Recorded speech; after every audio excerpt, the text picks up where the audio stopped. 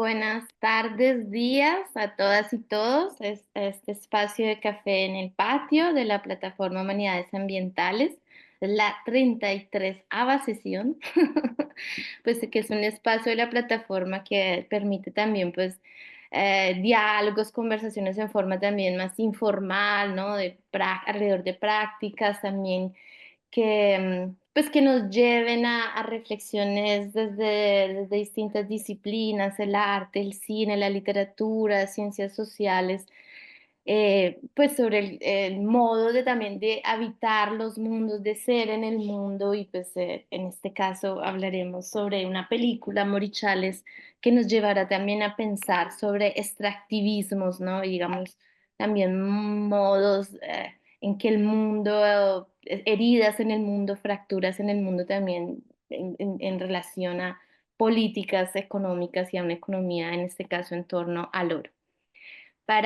Estamos aquí pues Carolina Sánchez, Santiago y yo, Salima Cura de la plataforma, Carlos Gardiazabal, filósofo y doctor en literatura que también ha trabajado sobre el conflicto armado pues desde la literatura también. Y pues dialogaremos con Chris Gude, que es un antropólogo también, cineasta neoyorquino que ha dirigido pues Morichales, pero también las películas Mambo Cool y Mariana, que componen una trilogía, estas tres, ¿no? En torno a las economías periféricas. Y estas tres películas pues han sido exhibidas en ciudades como Marsella, en Lip, Sao Paulo, Mar del Plata, Cartagena, New York, Madrid, Quito y pues también desde hace poco en la Cinemateca de Bogotá. Entonces, pues sin más rodeos, queríamos empezar a conversar sobre la película Morichales, Cris, y queremos pedirte, pues para empezar a conversar, pues, que nos hagas como una pequeña descripción de la película en términos generales, pero también situándola con las otras dos, con Mambo Cool y con Mariana, que componen pues esta trilogía de economías periféricas. Es entender Morichales dentro de esta trilogía que has producido. Muchas gracias, Salima. Gracias por esa introducción, por abrir este espacio y bueno, un abrazo para todos.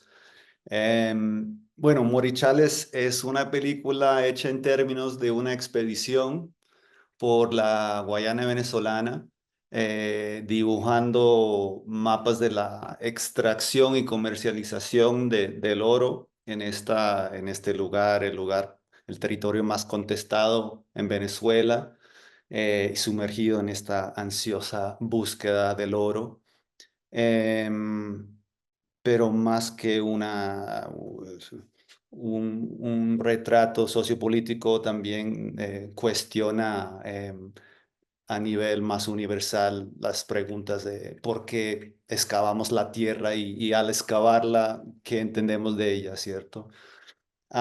Es la tercera película en este supuesto trilogía sobre sobre economías, bueno, es lo que están denominando economías emergentes, y son realmente economías que emergen a los márgenes, pues, del capital global y de los sistemas tributarios nacionales y dominantes, y es, las tres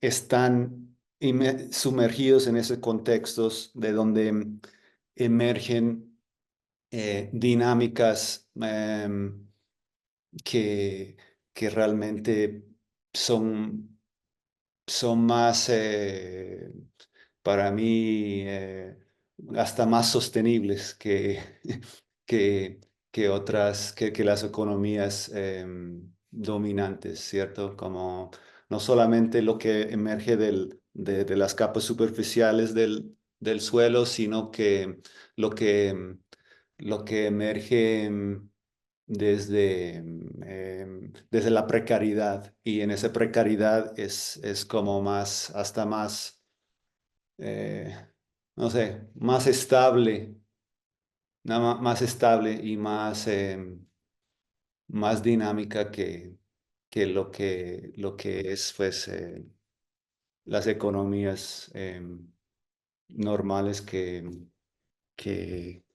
y oficiales, ¿cierto? En la primera, Mambo Cool se basa en el contexto del microtráfico, en el centro de Medellín, en Mariana, en el contrabando de whisky y gasolina, que emerge un poco en las ruinas pues, de esa utopía fallida de un estado petrolera que es Venezuela, y ahora en Morichales es lo que literalmente emerge del subsuelo, que es la economía del oro.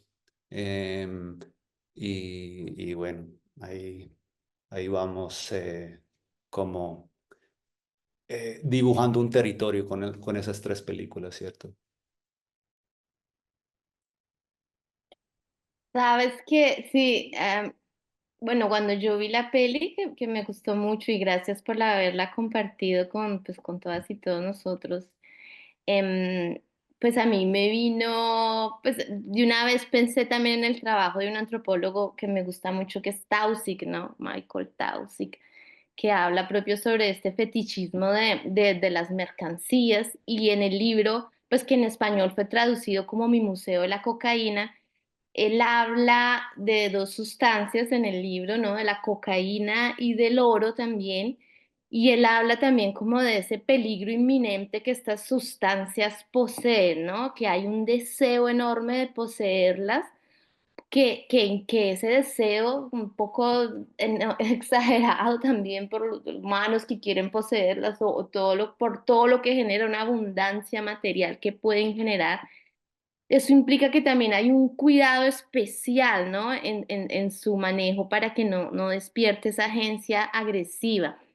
Y como te contaba también en el correo, cuando yo trabajaba en esta exposición Tiempos de Curación, que co-curamos con otro amigo para el Museo del Oro, esta peligrosidad del oro pues es muy presente en cosmologías indígenas, ¿no? De hecho, para ellos, para pues, abuelos, abuelas con las que hablábamos, el padre creador lo dejó enterrado en el subsuelo, el oro queda enterrado en el subsuelo porque no es de manejo para todos.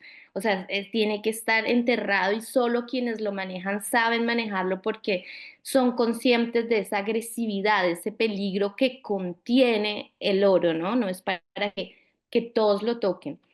Y en la película Morichales, este tipo de, esta perspectiva aparece, ¿no? Y hay una frase muy bella que a mí me gustó mucho, lo dice en modo muy agudo. Yo lo escribí aquí, hay una frase que dice que el oro no se desprende gratuitamente, ¿no? De su morada, cobra su renta, ¿no? Cuando estás hablando también de los mineros pues, que han fallecido en su trabajo de extracción del oro. Entonces me pareció muy bonita esa frase porque es como esa atención, ¿no? A ese peligro que una sustancia como el oro contiene, ¿no? En esto que hablábamos de Taussig, pero también de cosmologías indígenas. Y pensaba entonces en tu trabajo como cineasta que se interesa sobre la extracción del oro, ¿cómo fue también tu relación como con esa sustancia oro, ¿no? Mientras hacías la película, o sea, cómo sentías la emanación de ese peligro, cómo lo manejabas, cómo hace parte también de la narrativa de la peli. Ah, no, totalmente. Yo fui totalmente devorado por esa obsesión del oro, ¿cierto? Que a mí me tocó. Estuve desde el 2009 hasta ahora obsesionado por el oro, ¿cierto? Y entonces el acto de hacer la película tenía que ver con esa fiebre del oro. Yo creo que nadie es inmune a al riesgo, al peligro y a la seducción del oro, ¿no?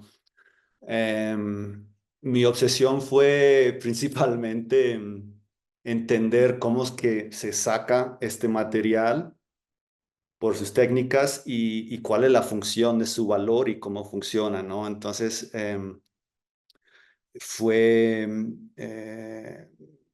fueron muchos años para apenas empezar a entender tanto las técnicas como su función comercial.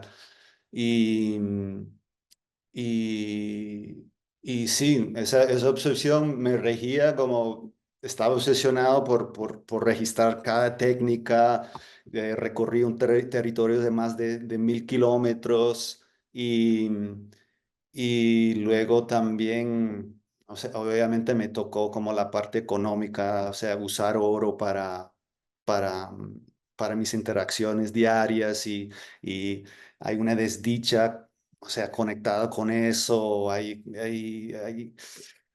una, el oro, el oro te va a salpicar con su peligro, aunque o sea, en la extracción y en la comercialización o el uso como medio de intercambio, ¿no? Entonces, y como todo, como todas las películas, obviamente en Mambo Cool también es una mercancía, o sea, el microtráfico es una mercancía lleno de riesgo y seducción también. Es lo mismo con en Mariana, el whisky y la gasolina. Son casi que mercancías que no se rigen por las leyes de demanda y oferta, ¿cierto?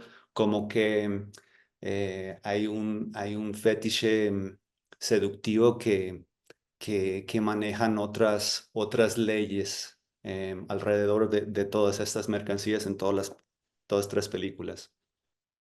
Sí, yo quería justamente preguntar sobre eso que estás hablando, porque me llamó la atención cómo la película pues narra la historia del oro, desde cómo se crea químicamente y en relación con las estrellas y la tierra, como mencionaba ahorita Salima, hasta cómo se extrae, la precariedad de los mineros, la exportación, como que muestras todo el ciclo.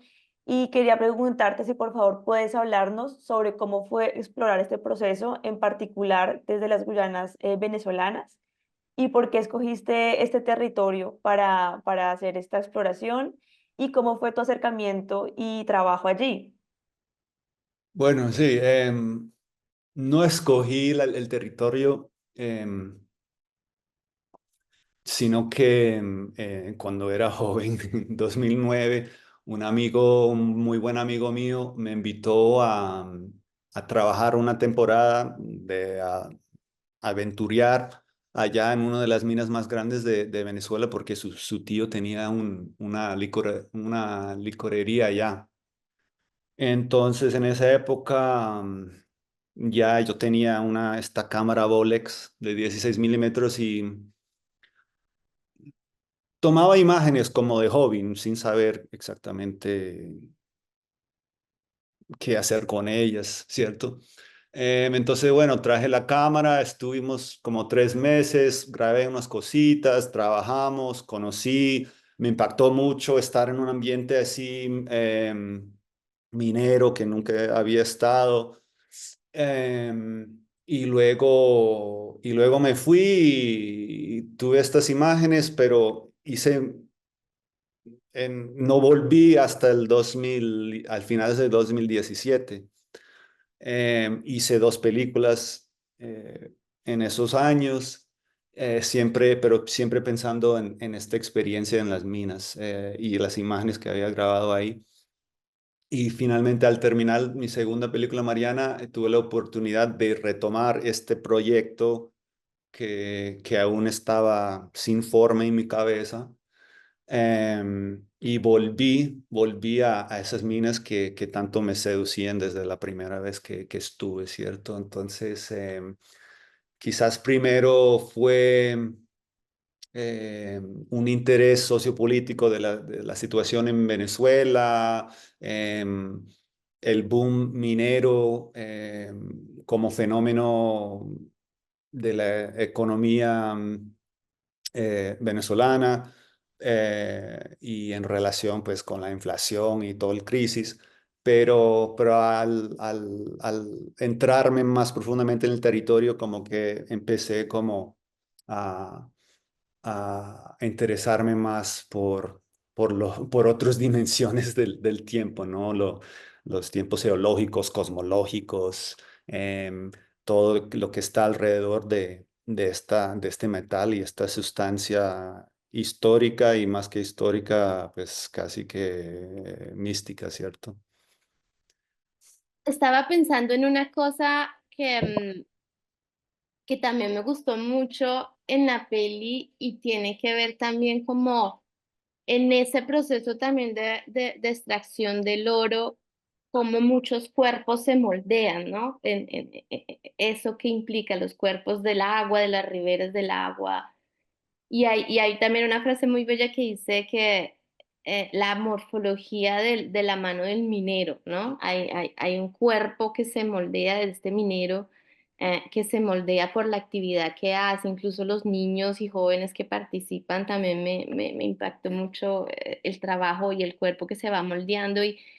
Y venía de preguntarte eso, en la experiencia de producción de la película, es qué cuerpos también se moldea la minería, ¿no? O sea, en esto que viene del subsuelo, ¿no? Es necesario cortar tantas capas, tantas historias allí, ¿no?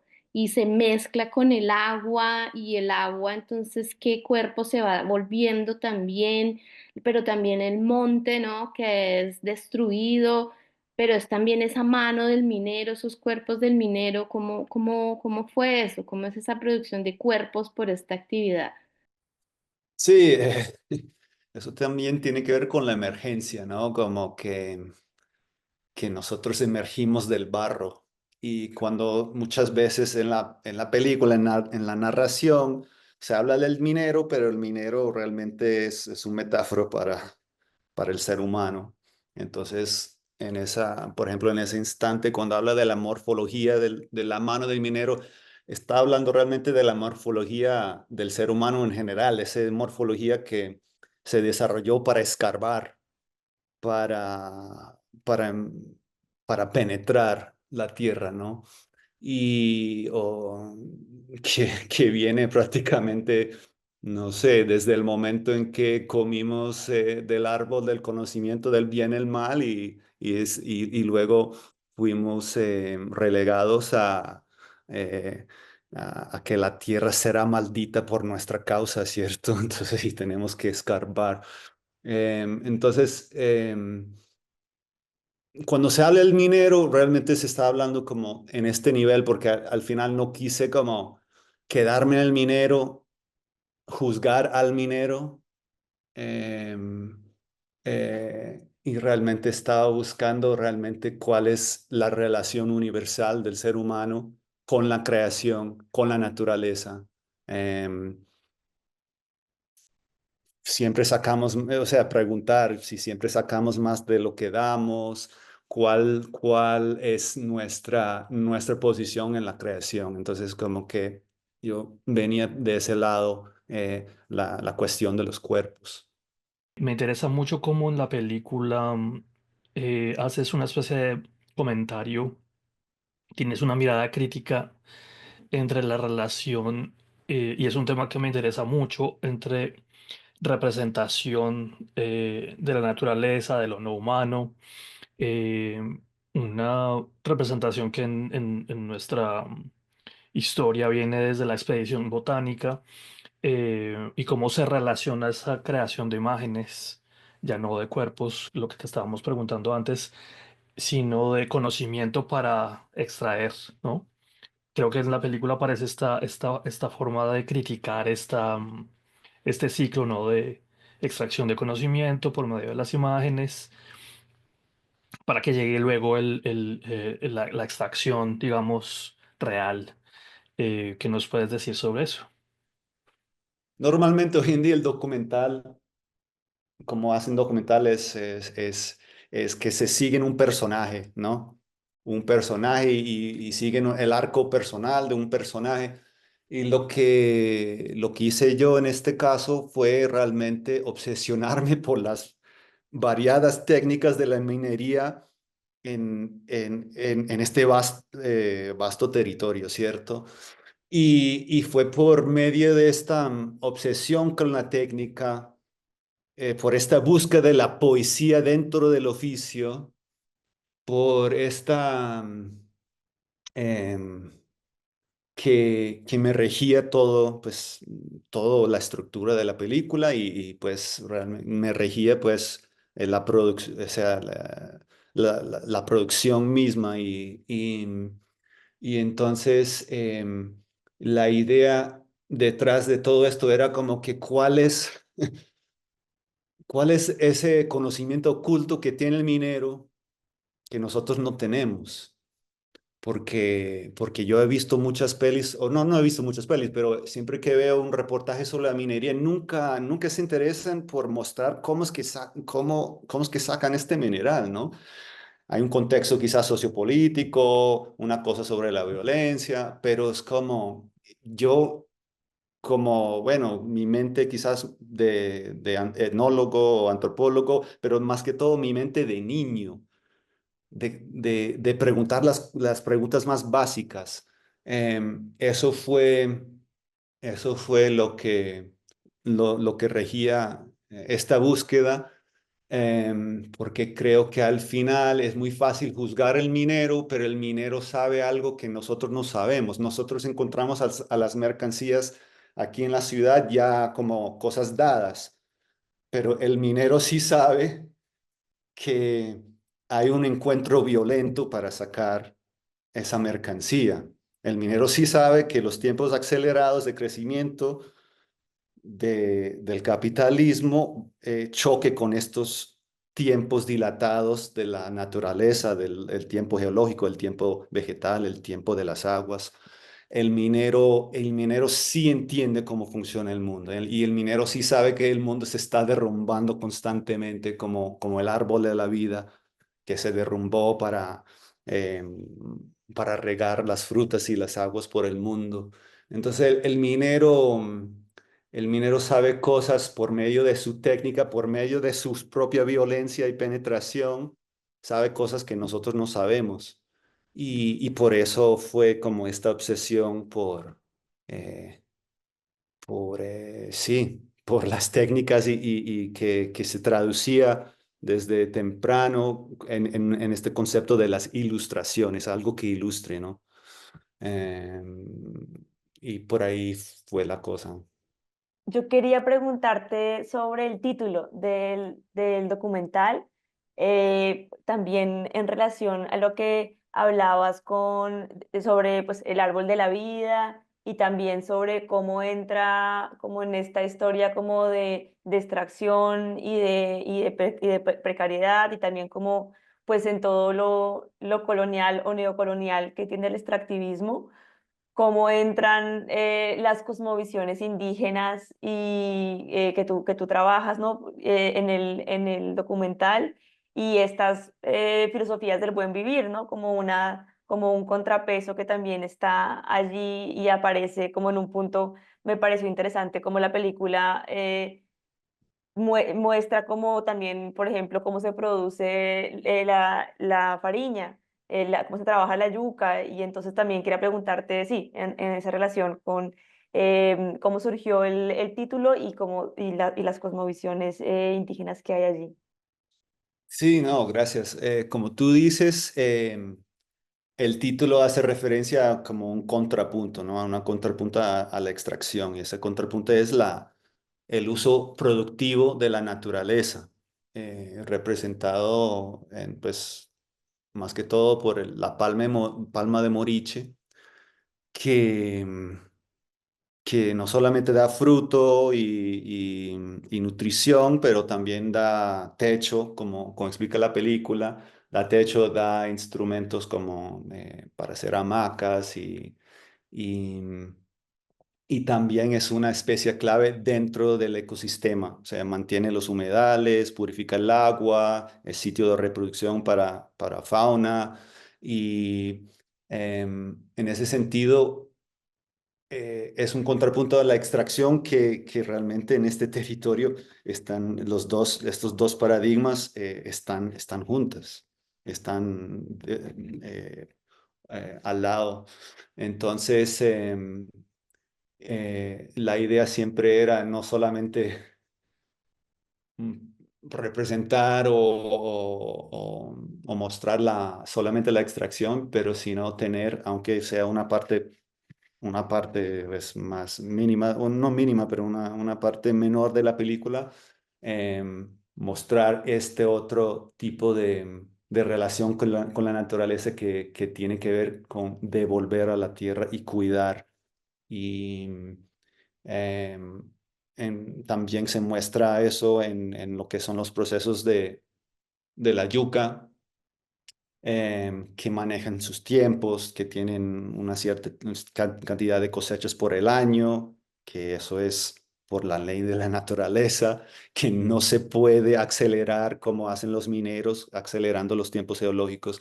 Y son procesos que se entregan a los tiempos de la naturaleza y no hay ese choque violento que viene con las temporalidades de la minería y el capitalismo y las temporalidades después de la naturaleza. Entonces, como que era un poco esa idea de reivindicar ese símbolo del moriche, que también es simplemente una palma tan bella, estéticamente es muy potente, ¿no? Llama mucho la atención desde que uno llega y además cuando están en Morichales, ¿no?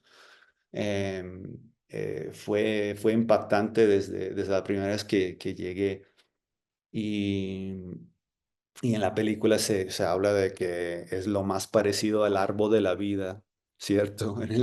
Y quería hacer referencia a esa parte de la mitología indígena tan, no solamente bella, pero muy eh, muy acertada y que dice mucho sobre el extractivismo, ¿no? Y que sea eso un cuento de origen. Y tiene mucho que ver con nuestra tradición occidental también, o sea, tiene mucho que ver con varios capítulos en Génesis, ¿no? Entonces, como que sí, a mucha gente le parece raro el título, pero para mí lo dice todo. Yo tenía una pregunta parecida a Caro cuando también dije, bueno, Morichales, y yo, claro, pero entiendo lo de la idea del contrapunteo y además que es fundamental porque es panamazónico, esta idea del árbol originario, que es el árbol de la abundancia, un árbol que cae. Entre los pueblos ticuna que yo también he conocido es una ceiba que cae y de ahí se abren todos los ríos y además es el árbol de los alimentos, de las semillas. Entonces para la gente también es importante relacionarlo con distintos ciclos de producción de ciertas frutas y en su relación con los animales que pepean, ¿no? Como los que van a pepear ahí en los moriches, bajo los moriches. Y aquí hay una cosa que entonces me hizo pensar también en lo de la película que tiene que ver con la alimentación, ¿no? Con esa alimentación que para la gente, digamos, indígena es la alimentación valorada, ¿no? De que tiene unos tiempos, la yuca, la fariña, que viene también, se relaciona como con este origen de este árbol, de las semillas, del alimento verdadero. Y hay una cosa cuando tú estás contando también, que es impresionante también, y eso pasa también con las bonanzas de la cocaína, que yo también trabajé un poco en Leticia, cuando la gente logra tener una plata, ¿no? Una plata de todo ese trabajo que hizo, lo que se compra es comida chatarra, unos atunes, sardinas, o sea, no es el pescado que pueden pescar porque ni siquiera tienen tiempo, porque todo el tiempo de trabajo está destinado a sacar el oro y lo que se vuelve es plata para comprar, pues claro, las cosas que van a servir para el hogar, de cocina, pero también licor y comida chatarra, comida enlatada. Eso a mí también me llamó siempre la atención en Leticia, en esta cosa de cómo entra esa comida chatarra en este tipo también de ciclos extractivistas, ¿no? Y que también es un contrapunto a un árbol que es el árbol original del alimento. ¿no? ¿Cómo viste esas transacciones también ahí del oro que se vuelve el oro, ¿no? Después para la gente que ha trabajado duramente para extraerlo. Yo creo que la lógica del extractivismo va siempre eh, con los intereses del comercio, ¿no? Y de la importación. Entonces, el extractivismo, la base del extractivismo es no retornar nada eh, al lugar donde de extracción, ¿no? Entonces, y que todo el valor que se extrae se va canalizando hacia afuera. Primero por los intereses comerciales que tienen que ver con la comida, y luego, sí, más allá, pues a los amos de la finanza. Entonces, como que la idea de que ese valor se va yendo hacia afuera y yo creo que es inherente cuando uno ya es tocado por la extracción y por este paradigma. Em, la producción sería un sistema donde realmente el valor se reinvierte en el mismo territorio de donde se está creando ese valor. Entonces, que sería pues obviamente la cosecha de yuca o de, de otros cultivos, y que las propias personas que trabajan esos cultivos se benefician de ese valor. Y ese valor realmente es reinvertido por el cuidado del territorio. Entonces, es inevitable que, que el comercio, al transformar el valor del oro, pues usa esa comida chatarra como intermedio de esa transformación del valor y que los que extraen pues terminan comiendo eso, ¿cierto? Em, am, entonces, sí, lo que nos enseña ese cuento del árbol de la vida es que es nuestras ansias, la necesidad del humano como hasta de agarrar, porque, bueno, para los que no conocen es que los ancestros, o un ancestro que casi como un demiurgo, em, taló el árbol de la vida, siempre daba su fruto, pero al caer, o sea, los humanos podían comerlo, al comer el fruto que cayó al suelo. Entonces, pero por su ansia de querer comer todas las frutas, casi que verdes aún, sin dejarlos madurar, taló ese árbol, em, para, para, para comer con ansiedad esa fruta verde casi, ¿no?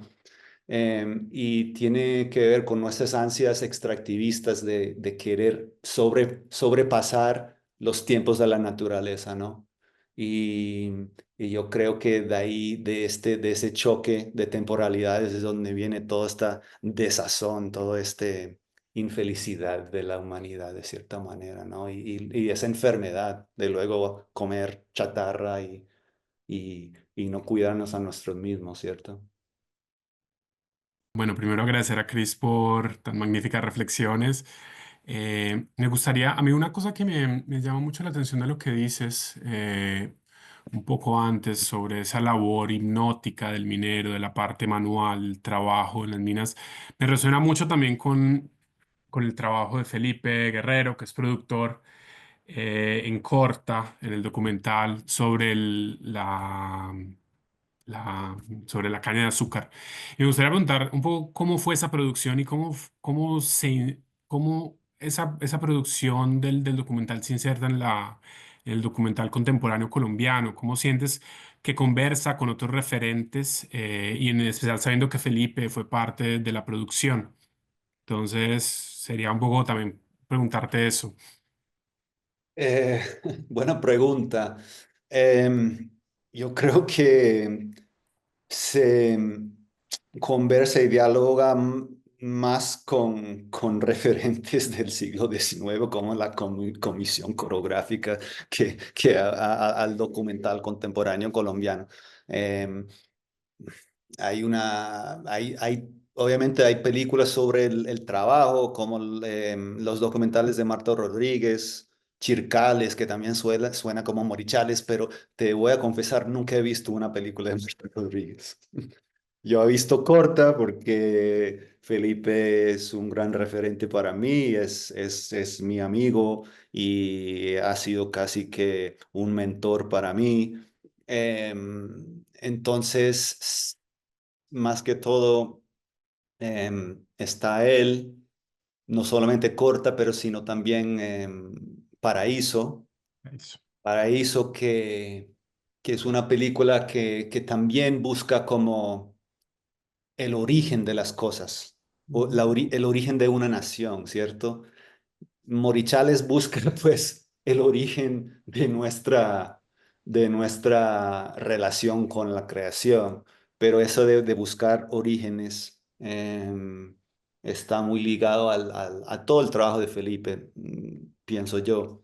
Pero es ¿Sí? bastante interesante lo que mencionas del siglo XIX también. Aprovecho y me pego también para hacer como preguntar alrededor de eso, porque prácticamente mucho del problema de la tierra que tiene Colombia viene del problema del siglo, de la segunda mitad del siglo XIX. Entonces es muy llamativo que mencionen la Comisión Coreográfica como un referente para el documental. Al final, el problema de la tenencia de tierras realmente nace en la segunda mitad del XIX. Entonces, no sé si puedes de pronto ampliar, si tienes algún otro referente que miraste al momento de la producción, yo creo que sería bastante interesante. Ah, sí, bueno, sí, esa cuestión de tierras es muy fascinante, ¿no? En la comisión coreográfica, como ellos veían un problema, por ejemplo, a las poblaciones afros del Pacífico que realmente podían vivir del territorio.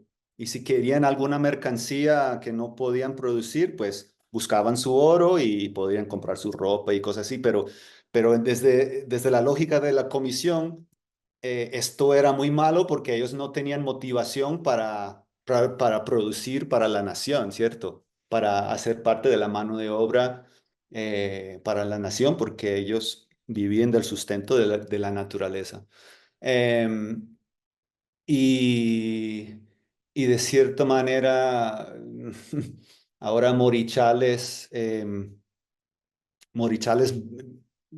o sea, retrata una población que sí se está autoexplotando para, para extraer un metal que sí le sirve de cierta manera a la nación y, bueno, le sirve a los intereses comerciales y luego financieros pues del mundo entero, ¿no? Entonces, es, son casi que contrapunteos, ¿no? De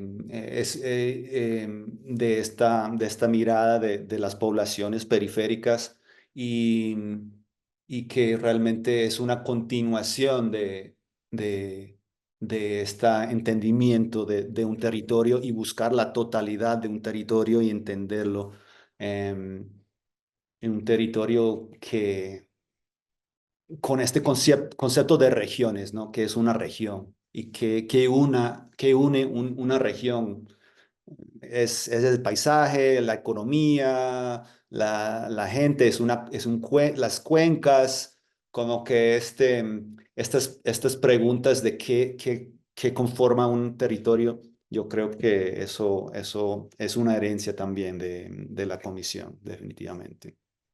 Yo quisiera preguntar un poco sobre el agua, porque también me parece que tiene un lugar importante en la película y también pensando como en el Orinoco y en cómo cambian ríos de lugar como parte de la extracción y cómo sí, me parece que tanto los mapas que aparecen en el comienzo y al final con ese trabajo de archivo, como lo que hace la extracción sobre el agua, me pareció como que hay un énfasis ahí y quería preguntarte un poco más sobre los ríos y qué significa, como cuál es la afectación en relación con la extracción.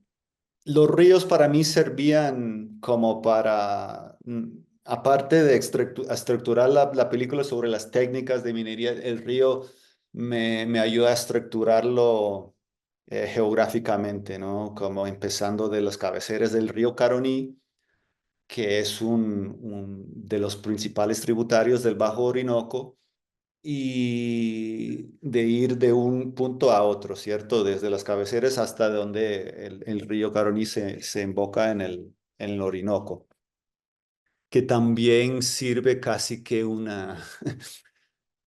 poco tomando pues referencia de Alejo Carpentier en Los Pasos Perdidos, me sirve como un viaje por el tiempo, ¿cierto? Porque empezando adentro de la selva, y terminando pues en Puerto Ordaz, que es una ciudad industrializada de Venezuela, y donde el Caroní también sirve como energía hidroeléctrica para, para todo el país, pero también para las celdas de la industria de aluminio y también de la industria siderúrgica en esa ciudad. Entonces, como que me fascinaba pues ese viaje por el tiempo, ¿cierto? Entonces también encajaba con ese viaje por las técnicas. También la película pasa por el río Cuyuní, que no desemboca en el Orinoco, sino que va hacia el Esequibo, que eventualmente desemboca pues en lo que es el país de Guyana. Em, pero para mí ese territorio realmente está conectado por agua, no solamente en las maneras de transportación, pero también por los procesos y los tiempos hidráulicos, ¿no?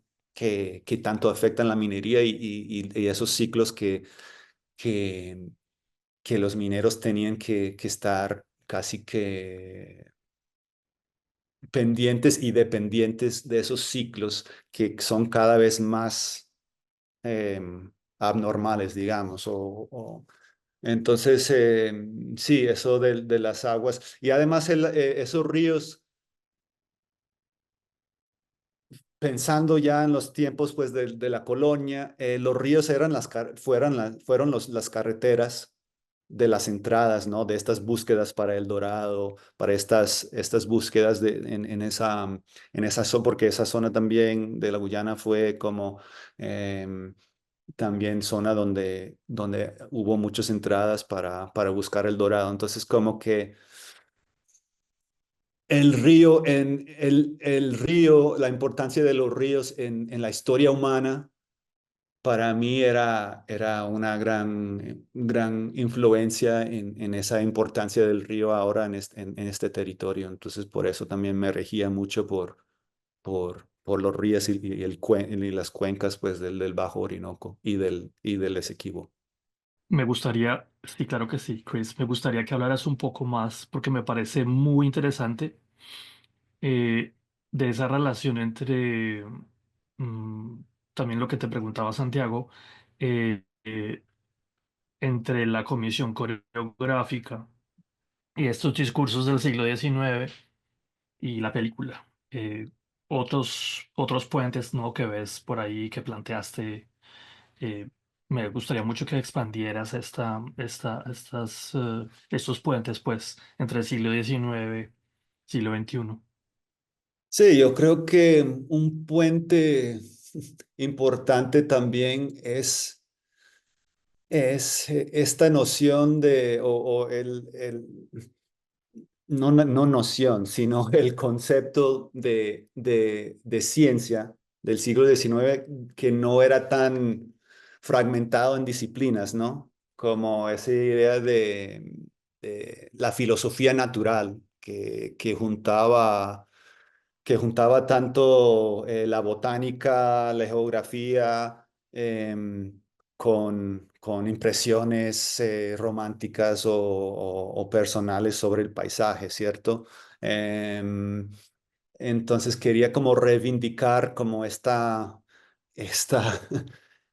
esta anticuada manera de ser científico y obviamente con una manera crítica, ¿no? A la exploración y toda la parte colonial y de conquistar que está debajo de toda esa tradición del siglo XIX, pero quería reivindicar la transdisciplinaridad em, de ese tipo de pensamiento y cómo se podría usar en una narrativa contemporánea, ¿cierto? Obviamente con una ironía y una crítica, pero obviamente es lo que rigió pues todo el concepto del narrador, ¿no? Porque es muy anticuado este modelo o este dispositivo para un documental, pero opté por eso precisamente por estas crónicas del siglo XIX, que no solamente era de la comisión coreográfica, sino también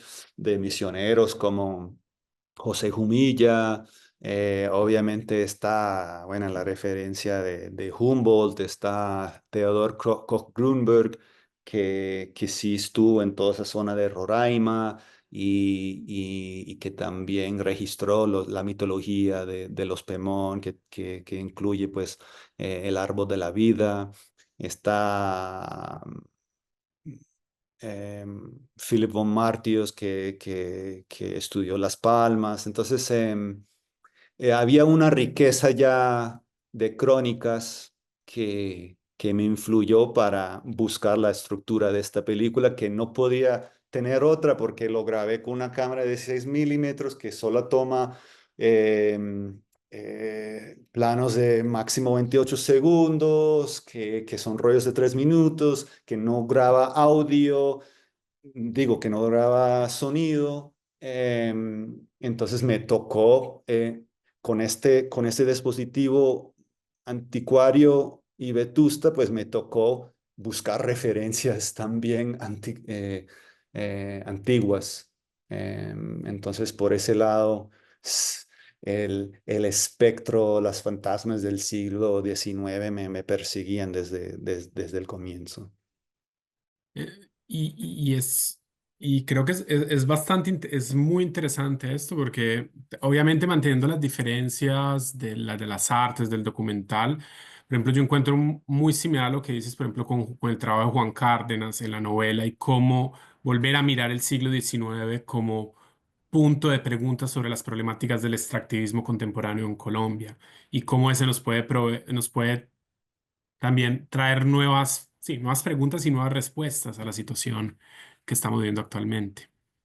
Sí, obviamente fue en esa época donde empezó, o sea, donde penetraron esta reserva mitológico de la nación, que eran estos lugares selváticos impenetrables, pues solamente penetrables por los ríos, y la idea era convertir pues esta reserva en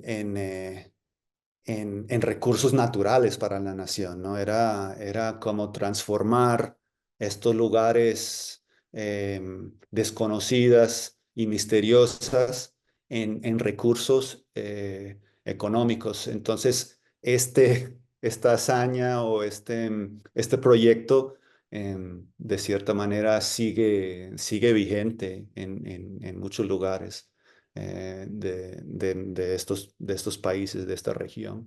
Entonces hay una continuidad innegable, realmente, sí. Y también está, y va más allá del siglo XIX, o sea, va hasta el siglo XVI, ¿no? Porque sigue habiendo esta noción del dorado, ¿no? Esta noción colonial del dorado, de que exista unos suelos milagrosos, y que hay un concepto de la riqueza que no tiene que ver con la producción, y tiene que ver con el saqueo, la conquista, que tiene que ver con el azar, que tiene que ver, pues es una continuación de muchos de los conquistadores del siglo XVI, ¿cierto? Entonces como que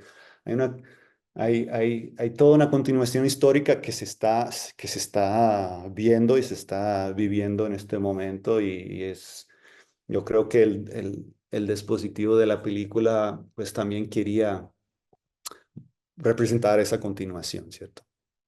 Hago eco de la pregunta de Santiago, estaba pensando exactamente en esas relaciones entre Juan Cárdenas, lo que escribió Juan Cárdenas sobre el siglo XIX, esas visiones de la naturaleza eh, y el documental de Chris.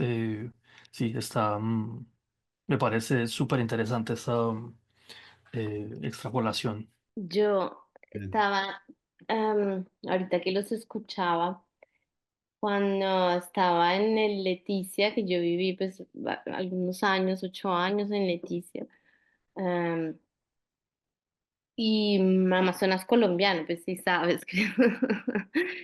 Y me acuerdo que conversando con la gente alrededor de, pues de lo de la cocaína y del tráfico de cocaína, ¿no? Una palabra que salía mucho desde la experiencia de la gente local, no era economías periféricas o economía, no, sino era bonanza. Mm, Y se relacionaba con la bonanza que también hubo de las pieles de los animales, ¿no? De la madera, del oro, Taraira, eso más hacia la zona del Baupés, mucha gente de Leticia se cogió, dejó casa y cogió, armó viaje y eso allá cerca de Cambuche, pero es unas bonanzas, ¿no? Que continuamente están ahí, es como la próxima bonanza, incluso todo lo que tiene que ver con proyectos institucionales que vienen del Estado y proyectos de cooperación son una nueva bonanza, ¿no? ujú. Entonces es una forma de entender unos ciclos que obviamente para nada lineal como sería una historia del capital, sino más bien es como también dentro de ciertas cosmologías que llegan, ¿no? Más circular, vuelven y puede ser que no dejen nada, pero vuelven y vuelven a proponer en algún momento algo y después, pero de las ciudades uno no ve que las ciudades mejoren o la gente mejore su condición de vida, sino que se reproducen. Y la gente es como cuando yo hablaba con las personas, decían, pues es como eso, es como nosotros ya sabemos que viene eso, aprovechamos lo que viene y después vendrá otra. ¿No? Es también unas temporalidades de esas bonanzas que es muy diferente cuando ahí entendí como, como la potencia de esa palabra para explicar la experiencia de vida de tanta gente que como tú decías, es el minero que le ha experimentado eso en su cuerpo y en su vida, ¿no? Es la gente indígena o la gente negra o la gente que vive esos territorios, los que ha experimentado esos ciclos que vienen y van. Y bueno, no sé, que me parece interesante eso de pensarlo en términos de bonanzas, ¿no? Cómo llegan esas bonanzas y revuelven todo y vuelven, se van, pero que los tiempos mismos de la gente cuando en sus cultivos o en sus trabajos son otros y eso parecía también en las historias de lo de la cocaína y decía cuando se acabó la bonanza de la cocaína, la gente como se había olvidado de trabajar, pues pasó hambre, porque las chagras pues estaban descuidadas. O sea, ese tiempo del trabajo productivo que da comida, ¿no? Que crea los rituales y que cura el mundo, pues eso había sido puesto de aparte por meterse totalmente al mundo, al de la bonanza. Entonces, no sé tú si en tus trabajos también sentiste eso de esas bonanzas que van y vienen y que la gente finalmente conoce y se mueve en ellas, sabiendo que ni les deja nada o muy poco. Sí, la cuestión de las bonanzas también estaba presente en Mariana, ¿no? La bonanza del contrabando, em, esa idea de cómo las bonanzas transforman el paisaje y que los rastros de la bonanza son ruinas, ¿no? En Mariana hay un pueblo en ruinas, luego está Maicao que casi son unas ruinas vivas pero como como las ruinas son un recordatorio de lo de los ciclos que han pasado. Em, y ahora, pues en Mambo Cool también hay unas ciertas ruinas que tienen más que ver con los ciclos de los intereses inmobiliarios y tal, y que hay una nostalgia siempre detrás de los personajes. Aquí en Morichales la película está retratando unas personas en plena bonanza, ¿cierto? Pues, obviamente se ve pues, el daño del paisaje, que son realmente esos recordatorios, esos rastros de la bonanza que, que, que sí, ese mal sabor, ese desazón que dejan esos ciclos, están ahí ya empezando como a dejar sus huellas y marcar el paisaje. Em, y también pues se ve quizás en la película, se intuye o se sugiere que la capacidad productiva de la mano de obra de estas comunidades se está canalizando hacia la extracción y que las tradiciones ancestrales de cultivo que todavía siguen vigentes y siguen estando, em, están un poco dejados y se nota eso, ¿cierto? Pero la película como que está mostrando el pleno fervor de esa fe en encontrar esa bendita pepita, ¿no? Entonces está involucrado en ese vorágine todavía. Y tú al inicio, antes de que empezáramos a grabar, habías dicho una cosa que volvías, ¿no? Que habías vuelto también para devolver, para no como mantener, pues como también romper esas lógicas de eso que preguntaba también Carlos, de extracción de cosas que el cine también puede ser, ¿no? Que puedes traer de otros, de historias, además de materiales que necesita para producir una película, ¿no? También en un modo extractivo, pero digamos, como el cine, y así podemos ir cerrar con esto, es como tu propuesta cinematográfica no es extractiva, sino que restituye. ¿Cómo crees que se da eso? ¿O cómo lo ves tú? Sí, o sea, pues, generalmente el cine documental es muy extractivista, ¿no? Como toma unas imágenes, esas imágenes se comercializa, por decirlo así, por unos terceros para ser consumidas afuera, digamos, y valorizar, que son valorizadas afuera, sí. Y yo creo que es un problema donde está involucrada no solamente el cineasta, sino los programadores y todas las personas involucradas pues, en la industria del cine. Y creo que un cine no extractivista es un cine que, primero que todo, se puede mostrar en el territorio y puede seguir dando o frutos, digamos, después de su consumo inicial. Y esta película no realmente no se ha mostrado mucho fuera de Latinoamérica. O sea, se estrenó en Leipzig, pero aparte de eso no se ha mostrado en Europa. Realmente creo que fue destinado a ser consumido o a ser visto en el territorio de donde fue extraído, ¿no? Y hacer parte del diálogo territorial que es, bueno, el regional, Colombia, Venezuela, Brasil. em, y para mí es, para mí es un nuevo entendimiento del cine, ¿no? Como que y ha sido muy lindo dialogar con personas que realmente entienden la temática, lo sienten de otra manera y que la película pueda dialogar y nutrir una conversación en ese territorio de donde fue extraído, ¿no?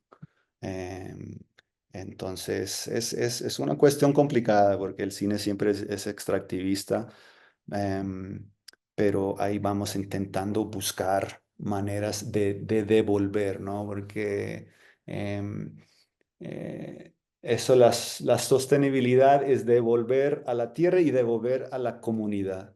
Y estamos viendo maneras en hacer eso y hacer que el cine haga parte de un ecosistema discursiva y que realmente cultiva discursos, cultiva ideas y, y cultiva otros nuevos proyectos.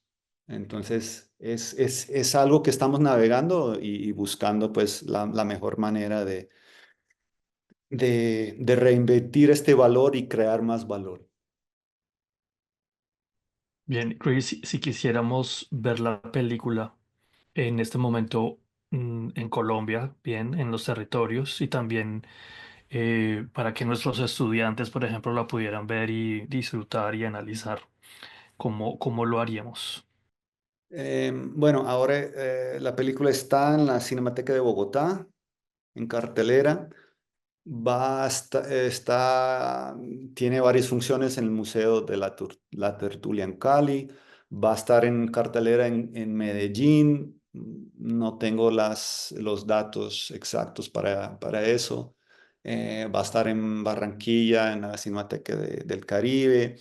Se ha mostrado ya en los territorios, por ejemplo, en Caucasia, en Yopal, en Arauca, en Pasto, y estamos buscando más espacios territoriales para mostrar la película porque para nosotros es el diálogo más interesante con el público. De pronto ya se podría montar esa información en el texto que te puedo conseguir con datos más exactos para ver la peli.